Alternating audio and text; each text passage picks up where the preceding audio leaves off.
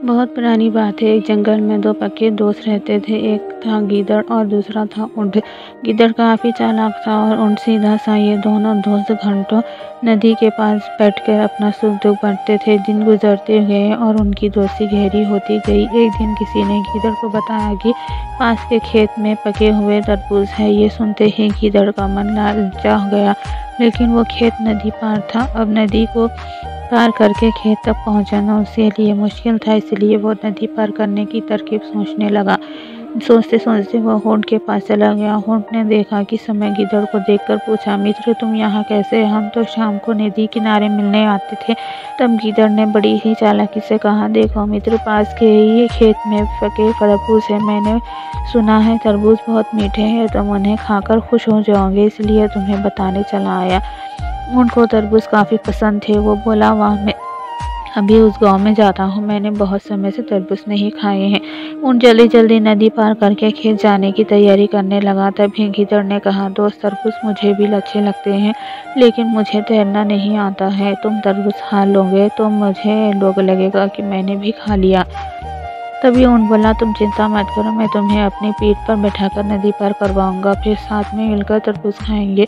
ऊंट ने जैसे कहा था वैसे ही किया। खेत में पहुंचकर गीदड़ के मन में भरकर तरबूज खाए और खुश हो गया। खुशी के मारे वो जोर जोर से आवाज़ें निकालने लगा। तभी ऊंट ने कहा, तुम शोर मत मचाओ, लेकिन वो माना नहीं। गीदड़ की आवाज़ सुनकर किसान डंडे लेकर खेत के पास आ गए।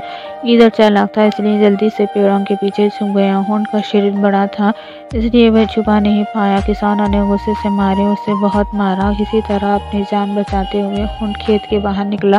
तभी पेड़ के पीछे छुपा गीदड़ बाहर आ गया। गीदड़ को देखकर ऊंट ने गुस्से से पूछा, तुम क्यों इस तरह चिल्ला रहे थे? गीदड़ ने कहा कि मुझे खाने के बाद चिल्लाने की आदत है, तभी मेरा खाना पचता है। इस जवाब को सुनकर ऊंट को और गुस्सा आ गया। फिर भी वो चुपचाप नदी के ओर बढ़ने लगा। नदी के पास पहुंचकर उसने अपनी पीठ पर गीदड़ को बैठा लिया। उधर ऊंट को मार पड़ने से मन ही मन गीदड़ खुश हो गया रहा था। उधर नदी के बीच में पहुंचकर ऊंट ने नदी में डुबकी लगाना शुरू कर दी। गीदड़ डर गया और बोलने लगा, यह क्या कर रहे हो?